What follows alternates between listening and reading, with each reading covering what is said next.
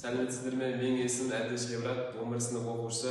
Бүгін сіздерге қолдан құрап жасалған мектеп макетін таныстырып, оның қандай қызмет атқаратынын атап өтемін.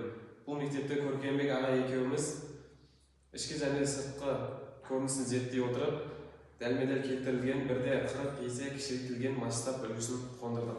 Мектептің макетіне ішкі және сыртқы жарықтарды және дауыс шығаратын колонканы орнаттым.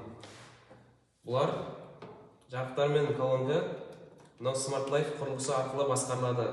Smart Life құрылғысы 12 вольттық батарейкаға жалғанған. Smart Life құрылғысына жалғанған ішкі және сыртқы жарықтары және дыбыс шығаратын колонкасы пультпен және телефонмен де басқарылады. Қызметін көрсетсем, сыртқы жағын жақтым және ішкі жағын жақтым. Бұл пультпен 20-30 метр қашықтықта басқара аламыз. Телефон арқылы алыс қашықтықтан басқара аламыз. Телефонға Smart Life программасын орнатып, оның сыртқы және ішкі жарығын қосамын және колонкасын қосамын. Номері 214 орта мектебіне қош келдіңіздер.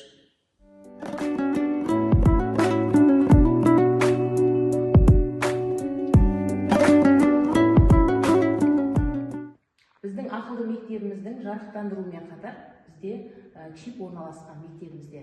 Бұл чип яғни мектебіміздің миы десек те болады.